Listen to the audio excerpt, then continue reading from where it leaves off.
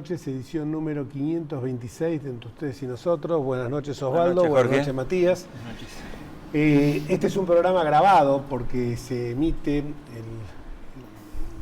8 de diciembre, el Día de la Virgen, y para nosotros tiene la particularidad que hace 3 semanas que no salimos al aire, o sea, 4 semanas en realidad, 3 martes, uno por una eliminatoria de la Copa, creo que fue Uruguay-Chile, y los otros 2 por problemas ajenos al estudio, cortes de luces generalizados en la zona.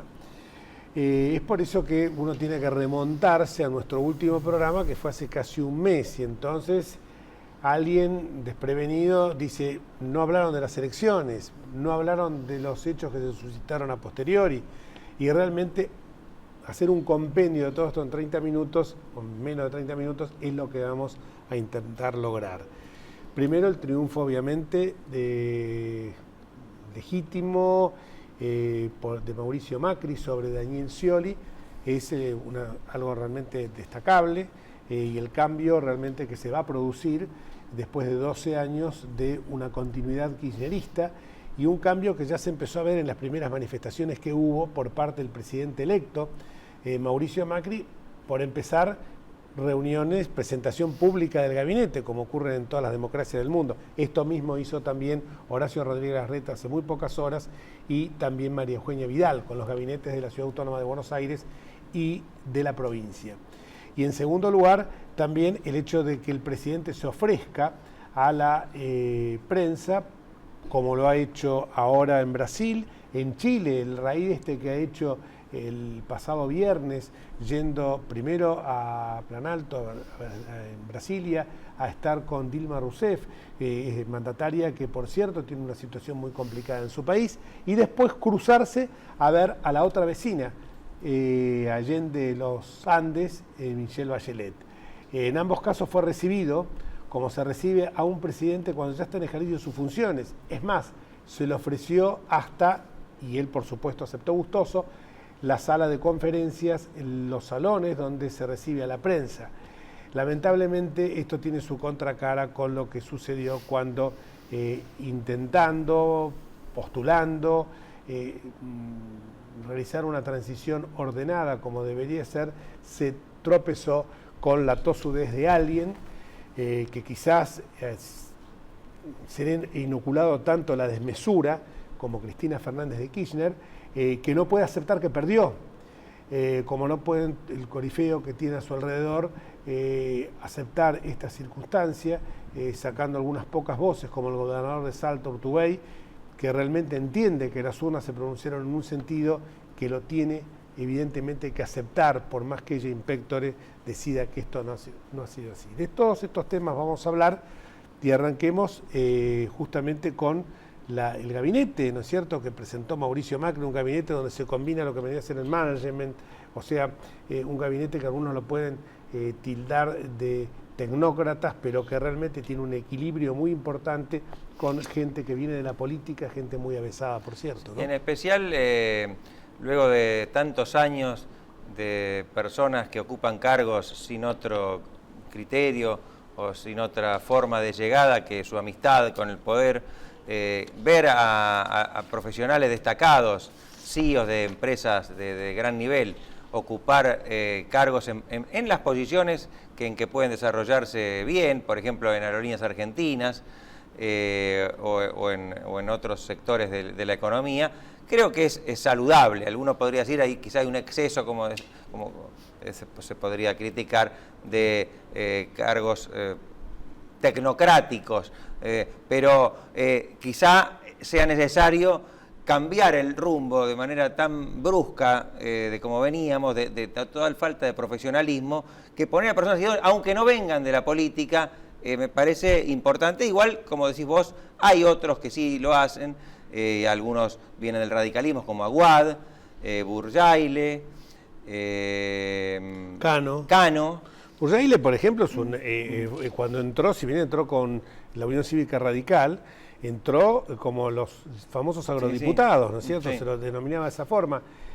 Yo creo que alguna vez, mira, cuando estabas hablando, recordé que alguna vez en este programa dijimos que no porque algo era público debería ser ineficiente y no porque algo privado era eficiente, sino de que hay que saber hacer un mix de esto, ¿no es cierto? Y buscar que hemos tenido un Estado brutal y un Estado bobo, inoperante, ineficiente. Quedó plasmado con Aníbal Ibarra en Cromañón, quedó plasmado en la tragedia de Once, quedó plasmado en las inundaciones de La Plata. Entonces este Estado omnipresente realmente no sirvió para nada.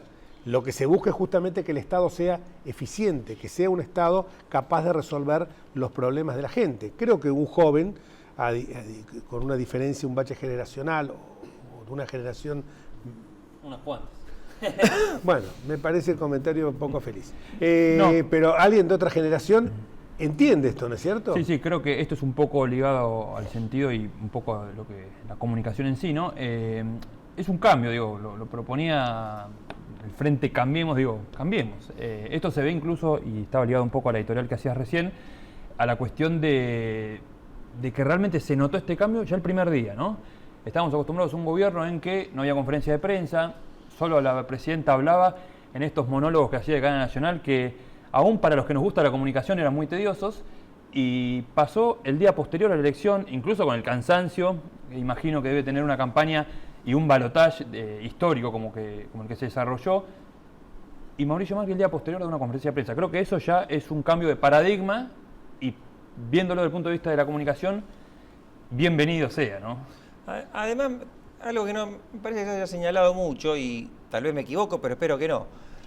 En la designación de los ministros, pareciera que Macri les da amplia libertad para que ellos a su vez elijan a sus colaboradores. Porque estamos acostumbrados en los últimos tiempos a que el presidente pone un ministro y abajo le pone un secretario que en realidad va a responder a él y como que lo va a controlar o vigilar, y entonces se dan estas situaciones tan extrañas en que a veces el secretario es más que el ministro. De hecho lo vimos en seguridad con Bernie, en justicia. ¿Cómo se llamaba? Se llama Rodríguez. Lo vimos en justicia, de Alac parecía que estaba pintado, el verdadero ministro, el secretario Julián Álvarez. Yo creo que habría que tender, alguna vez lo hemos dicho aquí, aquello que decía Alvear, que él era un secretario de 8 presidentes. Y hay que elegir a los ministros con idoneidad, con responsabilidad, y si se cree que no han hecho una buena gestión, bueno, se los reemplaza, pero mientras tanto hay que darles autoridad. Y vos fíjate que esto en las mismas conferencias de prensa, en la presentación del gabinete, después cuando hubo que contestar preguntas al periodismo, sin necesidad de pedir la venia, pero respetuosamente, intervinieron Marcos Peña, intervino Gabriela Michetti, en la de Rodríguez Larreta intervino, por ejemplo, Diego Santilli. Esto nos muestra un cambio de aire distinto. Ahora, el gobierno no la va a tener fácil con todo el sendero lleno de bombas de tiempo que le está dejando la administración actual, ¿no? Sí, es una situación mucho más complicada de lo que podía presumirse en materia económica, sobre todo un Banco Central prácticamente sin reservas, un déficit fiscal que, según dicen los economistas, es el más alto en los últimos 30 años, todos un tipo de cambio completamente subvaluado, la economía en virtual recesión, no hay creación de nuevos empleos, en fin, todo aquello que se decía los pilares del modelo kirchnerista, ¿te acordás?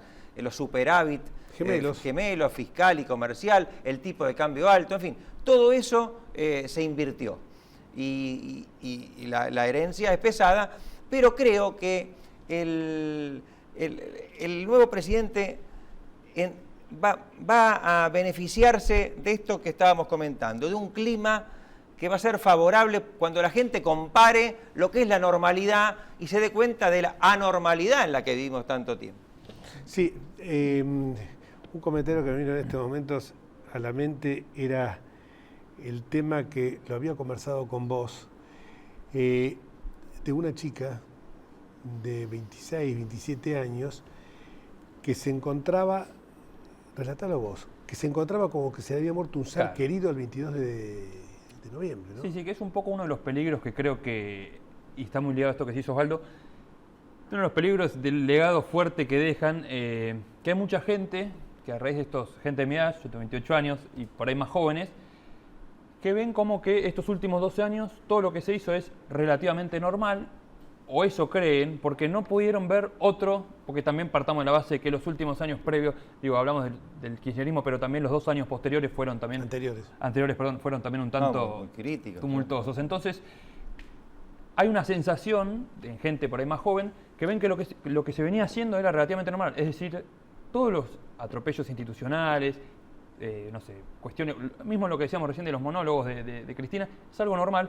Y realmente hay como una falta de costumbre a algo que yo por ahí, por estar en la vereda opuesta, lo puedo llegar a reflexionar, pero hay gente que no lo siente como algo muy ajeno a lo que pueda llegar a venir.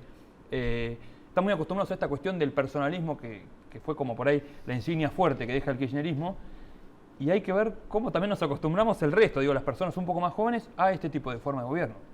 Yo creo que hay que recrear lo que se llama reconstruir la ciudadanía y reconstruir la república. Y esto se logra con docencia. Acá en alguna oportunidad el actual director del Sistema de Medios Nacional, postulado para ese cargo, Hernán Lombardi, lo dijo que la herencia más complicada que dejaba el kirchnerismo era el tema cultural. Lo que decía Matías recién, gente que se acostumbró a vivir en esta normalidad, que el Congreso era simplemente una estafeta de correo, donde venían las normas ya y que no se toca una coma. Entonces, ahora que me vengan a decir que Macri se tiene que hacer el traspaso del mando en la casa de la democracia, ¿qué casa de democracia si ellos las bastardearon? Durante 12 años sistemáticamente la bastardearon. Entonces, ¿cómo viene a decirnos que es la casa de la democracia? Entonces, lo que dice Matías es que esta gente se crió, yo te diría, hasta, ¿sabes qué?, en un sistema cuasi monárquico, en un autoritarismo, por eso se encuentran huérfanos. Me hace acordar al monólogo aquel famoso de Solos en la madrugada de José Sacristán, que decía, nos encontramos huérfanos. Y él decía, porque se nos había muerto nuestro papá, el generalísimo Franco, ¿no?, el dictador Franco. Y entonces decía él, nos encontramos maravillosamente huérfanos. Esta gente, me ha pasado a mí con gente, ya no de tu generación, gente de la mía, que me dice, ay doctor, por favor no me lea, que para mí el día más trágico de mi vida, gente que tiene una vida hecha, porque es como que se les murió el hada prodigiosa, o sea, yo depositaba, es como que vos depositas todo en una persona y decís que este me resuelve todo el problema, un poco... Bueno, ese es un grave problema que es propio de muchos países latinoamericanos y en especial de los regímenes populistas, es la identificación de la nación con el líder, y en nuestro caso ya con una familia. Nosotros hemos naturalizado ahora que el marido le pasó a la mujer, claro. Pero esto no es normal. Que el hijo que nadie conoce sea erigido por ello como el líder de la juventud, siendo que solo dio un discurso una vez en la cancha de Argentinos Juniors, brevemente. Es decir, esto es, bien lo dice Matías, quizá más nocivo todavía que los problemas económicos que dejan. Y hay otra cuestión peligrosa, es el intento de deslegitimar al gobierno que viene. Claro. Bueno, no tanto ya como en Venezuela. Venezuela hay elecciones próximamente legislativas que aparentemente ganaría la oposición. En realidad ya la subieron porque este programa está grabado. Claro, es cierto. No sabemos estamos sin saber cómo suponemos salió. Que habrá ganado. Suponemos que ganó la oposición, pero no nos queremos jugar. Claro, aunque Matías se jugó y le fue bastante bien cuando dijo sí, en el no programa, con los números, no con los números, porque había augurado un 59, pero fue un 51. Sí. Y monedas. Puntualmente, disculpa, con el tema del traspaso, ¿no? Que hablamos del traspaso y hoy justo accedí a un video que el personaje Samba, no sé si lo vieron, el famoso personaje de Paca Paca le explica a su compañerito que este es el salón blanco. El salón blanco, claro, donde se tiene que hacer el traspaso de un presidente. Bueno, vamos a ver qué pasa, digo, porque es muy loco que es el argumento que ellos mismos dicen y sin embargo ahora no lo van a respetar. Acá no puede haber, ya que planteaste ese tema, no hay discusión alguna en cuanto al momento jurídico en que ocurre la transferencia de poder, que no es un traspaso del mando que da ella con el bastón. No, claro. El 9 no es una concesión graciosa. Lo que pasa es que ellos lo vivieron, claro, cuando Néstor Kirchner ¿Te acordás que jugaba con el bastón como un nene, como una criatura, porque no estaba dándose cuenta de la seriedad, como tampoco cuando le pasaba a su mujer el bastón? O cuando la hija, Florencia, le puso la banda a la madre. Una cosa. O sea, te interrumpimos. Quería decir, el mandato de Cristina Kirchner cesa el 9 de diciembre a las 12 de la noche. Y Macri asume, pues uno podría entender en ese momento, o con el juramento ante la Asamblea Legislativa, que es lo que dice el artículo 93 de la Constitución. Pero cuando va hacia la Casa de Gobierno, como se ha hecho siempre en la historia argentina, va como presidente y quien lo recibe es un expresidente. Si quiere, puede estar y hacer la ceremonia que se ha hecho siempre de entrega del bastón y la banda. Y si no, que se vaya a su casa. Pero, Osvaldo, Matías, esto pasó con Viñones cuando le entregó la banda presidencial y era un presidente de facto, partícipe de una dictadura aberrante que tuvo la Argentina. Sin embargo, en eso se respetó la formalidad. Esto es una cosa, pasó cuando Alfonsín le tuvo que entregar los atributos a Menem, sabiendo que había habido lo que después repitió nuevamente el peronismo bonaerense, un golpe de Estado civil. Vamos a una pausa. Porque nos están haciendo señas de todos lados.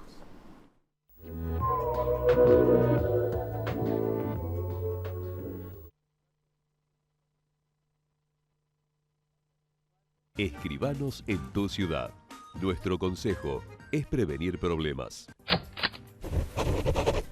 Colegio de Escribanos de la Ciudad de Buenos Aires. Consejo Federal del Notariado Argentino.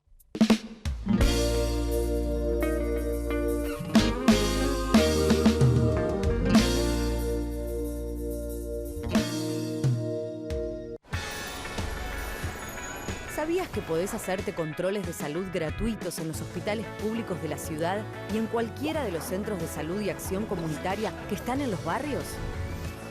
En la ciudad, la salud es prioridad. Por eso es pública, gratuita y de calidad.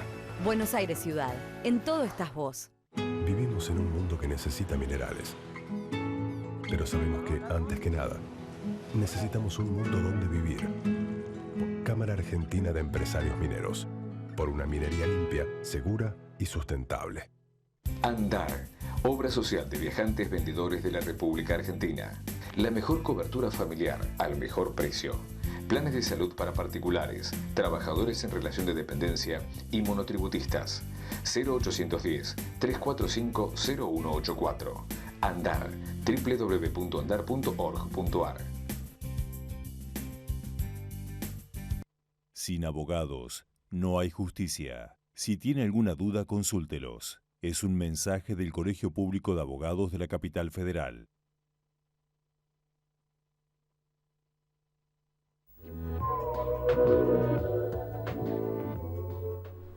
Hace algunos días atrás falleció un arquitecto y talentoso publicista, Miguel Sal, que era compañero tuyo del Nacional de Buenos Aires. Muy amigo. Muy amigo personal, había estado con él en Bolonia. Sí, hace pocos meses. Falleció prematuramente, 55 años tenía, y fue entre quizás lo más notable que hizo, o mejor dicho, que trascendió, fue aquel famoso afiche donde Raúl Alfonsín aparecía diciendo: porque queremos la vida, juzgamos a la muerte. Y también otro, ahí tenemos la foto de ahí está Miguel, Miguel Sal, y también otro que hablaba de la necesidad de construir puentes, de terminar con una sociedad dividida, que esto también es algo de lo cual vamos a hablar. Y me gustaría unas breves reflexiones, sobre todo no solamente de Miguel, acá está la foto más reciente, sino también del impacto que esto tuvo en las redes sociales, ¿no? Sí, bueno, yo podría hablar muchísimo, somos amigos de hace 40 años más o menos. Era arquitecto, pero después trabajó en el área de comunicación del gobierno de Alfonsín, ganó una beca, se fue a estudiar a Italia con Umberto Eco y ya se quedó allá, hizo su propia agencia. Y una de sus especialidades últimas era el diseño o rediseño de librerías, entre las múltiples facetas de su actividad. Pero es cierto que, y me lo comentaba también Matías, el impacto que tuvo su muerte en las redes sociales, en especial en Twitter. Fui yo el que tuvo lamentablemente que informar de su fallecimiento, que me lo informó apenas recibió la noticia de Italia Andrés Bortagaray, y fue una eclosión ya desbordante. Alguno dijo que fue el primer velatorio en Twitter, porque él, que se había incorporado hacía un tiempo, tenía bastante popularidad, porque era una persona culta, ingeniosa, y muchos lo sentían como un amigo, aunque nunca lo hubieran conocido. Sí, me pasó con un amigo de toda la vida, Tomás Facio, que me comentó, me dice, se murió Miguel Sal, yo lo tenía por Twitter nomás, realmente no lo conocía, y me mandó el mensaje, justo que estabas hablando recién, me acordé y digo, que le mando un mensaje, porque yo le pregunto, ¿pero qué, vos lo conocías? No, en realidad solo lo conocía por Twitter, digo, no lo conocí nunca personalmente, pero genera eso también, digo, las redes sociales que han roto un poco el paradigma de las relaciones humanas, ¿no? Esa relación de alguien, de ponerse mal, me dijo, me siento mal, digo, me estoy mal realmente, entonces no quería dejarlo pasar, digo, porque me parece algo, por la importancia que tienen. Bueno, nuestro recuerdo para el arquitecto Miguel Sal, para toda su familia, su mujer, sus 3 hijos que viven en Bolonia, bueno, todo nuestro afecto y las condolencias. Volviendo a los temas de actualidad, hubo hace muy poco tiempo un fallo realmente justo, pero que ocurrió en un momento absolutamente inoportuno, el fallo por el cual le reconoce a 3 provincias, Córdoba, Mendoza y San Luis, Córdoba, Santa Fe y San Luis, Santa Fe y San Luis, sí, sí. La coparticipación federal, y que esto va a implicar 13.000 millones de pesos menos que va a recaudar el gobierno nacional, y a su vez una desfinanciación del ANSES.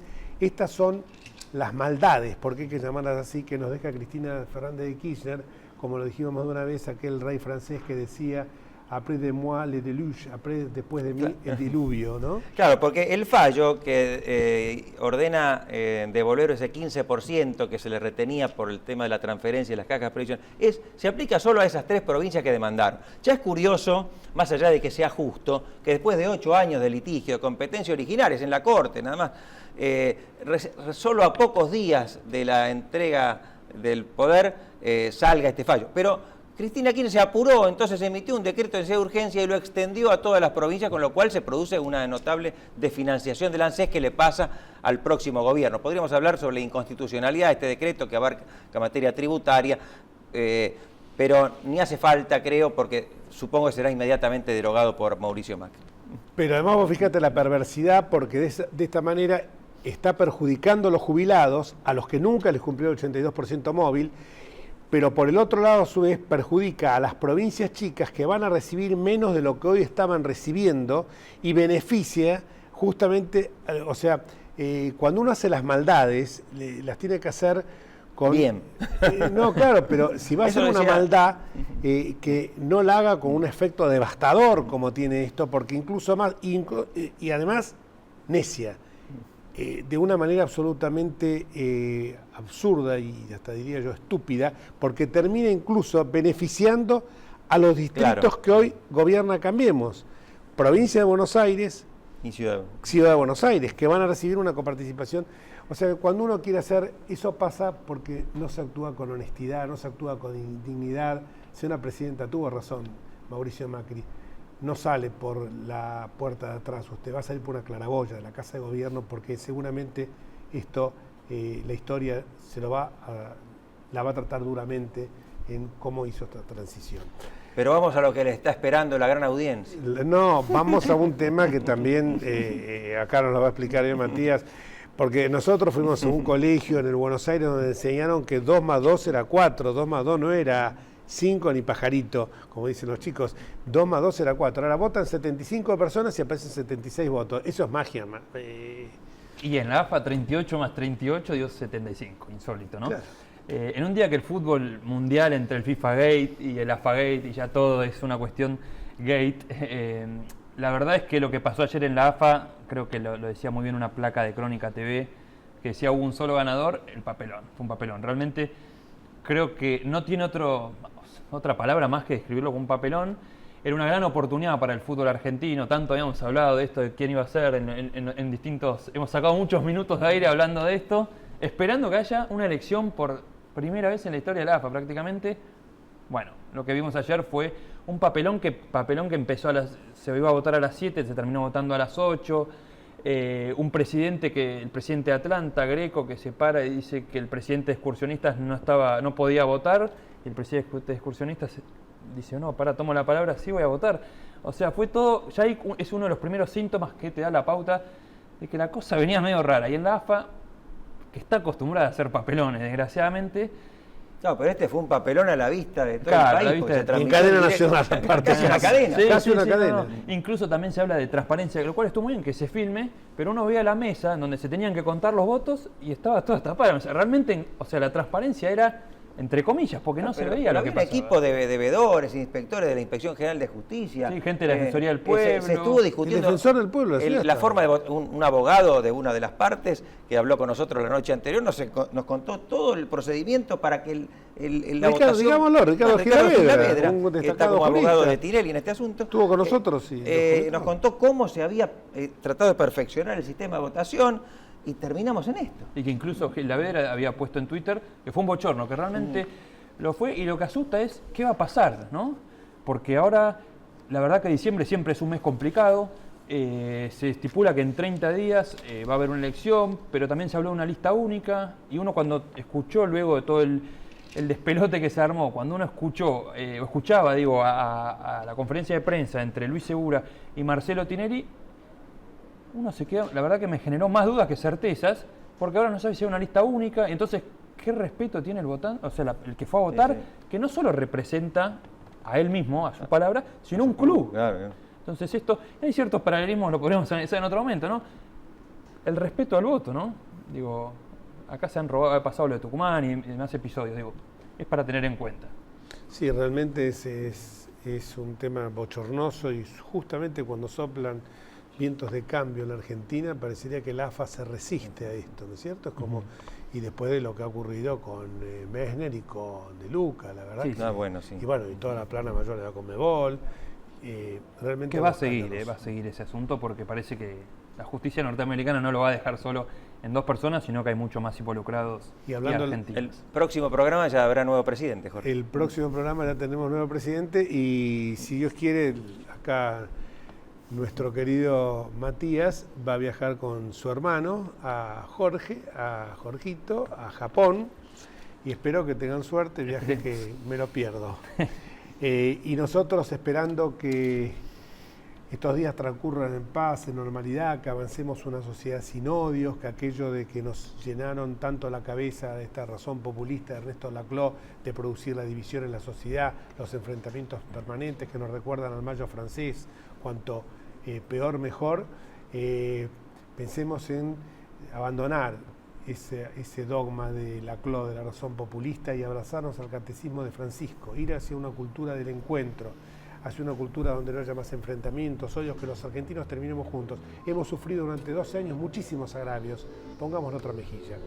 Esto no significa conceder impunidad a quienes cometieron delitos. La justicia debe caer con todo su rigor y en buena hora que esté actuando y en buena hora que, por ejemplo, los que han cometido delitos, ya sea la presidenta, sus ministros o el vicepresidente, tengan que rendir cuentas no solamente ante la historia, sino también ante la justicia. Y nos vamos hasta el próximo martes, si Dios quiere. Chao.